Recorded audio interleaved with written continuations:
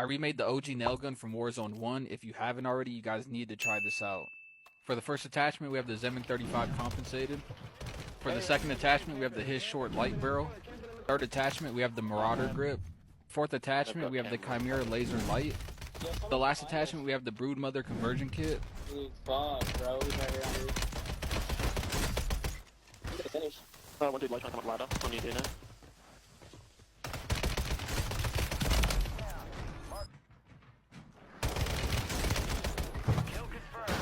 For a bit.